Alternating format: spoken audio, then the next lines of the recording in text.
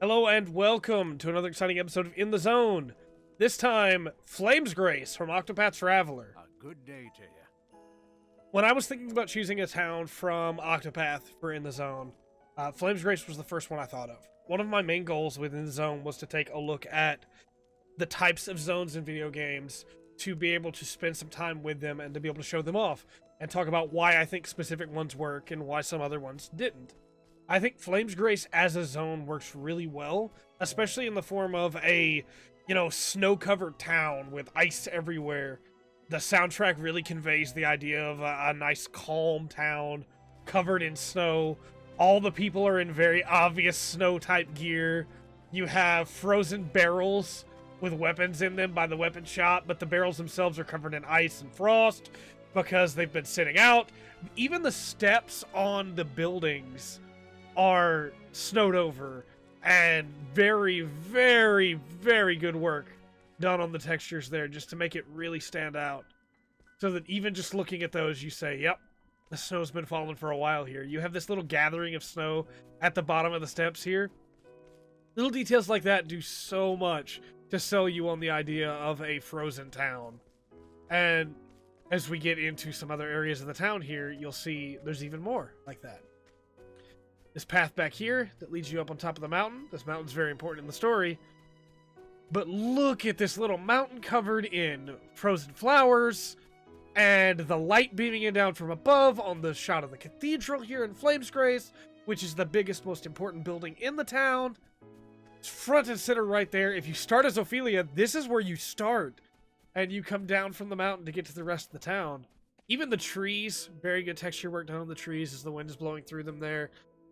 Quite a bit of snow gathered in them as well, but not so much that it would be bringing the trees down, The rooftops also are not completely covered in snow because they would break. But I just think they did a really good job with this opening couple shots here in Flamesgrace. Go up here into the tavern. Tavern still has the same cozy feel to it with the lighting and everything. Better believe it. Some very good dialogue in this town, honestly. Especially when it comes to, the idea of trying to get by, trying to, make do in this kind of environment.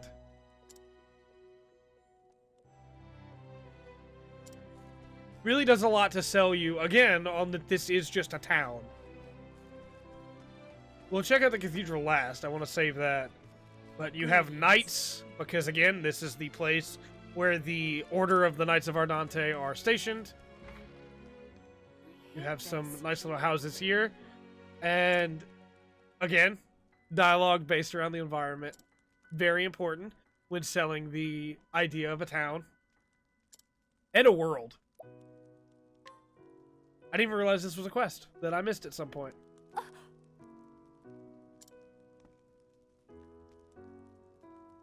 Sure. You have it.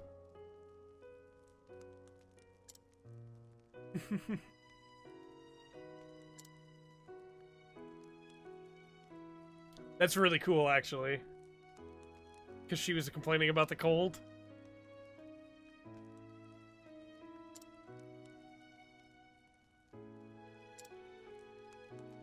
And, of course, all connects together, Oh, this is good money, too. Rabbit hanging up, along with some... Looks like maybe some vegetables to go with it, or maybe some other smaller meat. Nice little fireplace with a pot over the top of it. Table with a bowl, some apples. Those apples probably should be replaced by something else. I doubt green apples glow in this area, but maybe she brought them in. Maybe she bought them from a merchant or something. Nice little table with 2 seats. 2 settings for the table as well. Not bad. Not bad at all. That goes to the Cave of Origin. We're not going to actually explore the Cave of Origin. Our goal is just Flamesgrace. But again, the difference in the amount of snow cover from the town to the mountainside beside the town is really cool. Very nice touch. From here, we'll go up into the cathedral itself. I almost forgot. There's a little alley back here with this guy. It's a secret. He won't tell us. We can, however, inquire. This is another thing that I think goes a long way in the world of Octopath to selling you on the locations, is that you can get more information about the people. We found out where a hidden item is. We still didn't find out why he was hiding back there, but that's fine.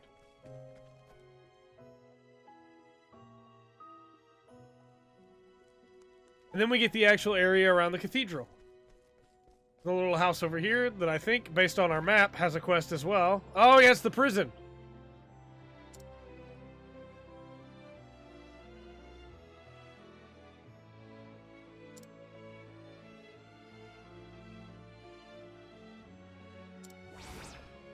The man needs help. Nice little prison cell, too. That spider web probably shouldn't be going quite so well in the snow, but I'll let it slide. Can you go any further this way? No, okay. Yes.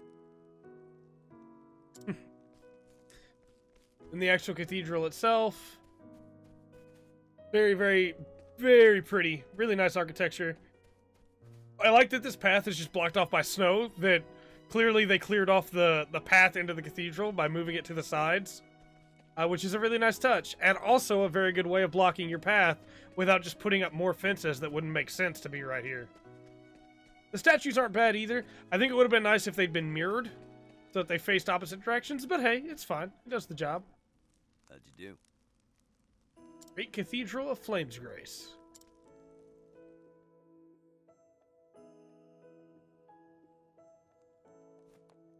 One thing I thought of immediately when I saw this cathedral is just how well this row of pews is done. As you move up to the front, the rest, you know, obviously are passing out of your vision, so you can't see them anymore. But from the back, the ones up front are blurred and seem far away, and it makes the distance seem even greater than it really is. And of course, you have the altar way back there that is even further away. And so as you get closer, you realize it's actually not that far away at all, but from a distance, it looks like you've come into this great, huge cathedral, even bigger than it actually is. And it's really cool that it sells you on that just from back here, based on that blur effect. The pews themselves, I think they did a really good job on them. You can move in between them.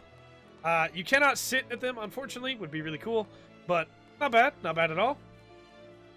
Lots of different people gathered around here.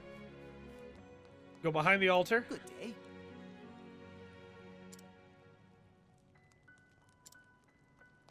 You can even go all the way up here. Which, you know, there probably should be something to stop you, but it's fine. Go up here.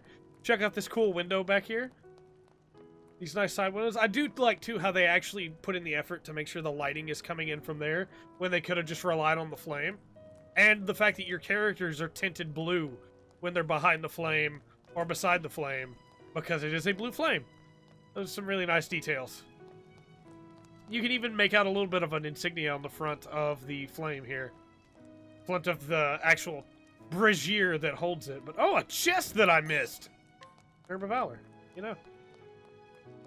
I like these little lattice gates, too, and you can see...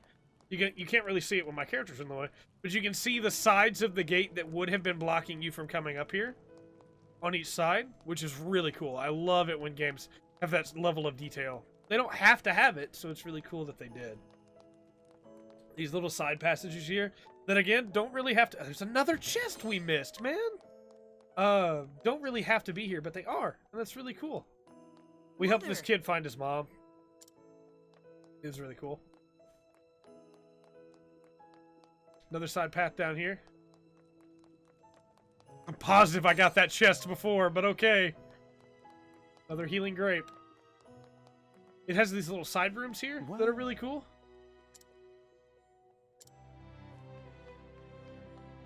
This one, obviously, is the dining hall. Of the plates back here, and then those look like grapes, I guess, or maybe eggplants. I do like, too, how there's extra cups on shelves underneath the windows. My only real problem with them is that because they're on the same depth as the window itself, it's very obvious that they're just pixels on the wall instead of, like, this has a idea of depth because of the top of the cabinet, you know, whereas those shelves don't. But it's just the way it is, I suppose. Lanterns are really cool. I like those a lot. Back here, the bed from this side doesn't really look like it has a side on it because of the fire effect coming off of it. When you go to the other side, the shadows let you see there is actually a border to the bed. Cool. There's a sign above this fireplace. Can't really make it out, So I'd like to know what it is. It looks like a picture of some sort, but still pretty cool. 2 chairs over here, as well as a wonderful bookshelf. And it looks like these are maybe containers to hold clothes or something. Interesting. There's also a little desk there. On the other side, we have Liana. I cut out the conversation with her because of spoilers, but I've got to follow up that quest. This would be the dormitory. And there's only 4 beds, which is kind of unfortunate because there's definitely more than 4 people in here. But still pretty cool. Candle on a desk there. Little table. I think this is supposed to be another closet of some kind. And then there's little benches down here. And then over here are the other 4 beds. Again, 8 beds. Not enough for the number of people that we've seen. I've also noticed every once in a while you'll get like this, where there's a weird effect of lighting. I think that's supposed to be the lighting between these 2 rooms trying to connect at the same time. And it's unfortunate, because it definitely is there and very noticeable, but, you know. This has been Flamesgrace.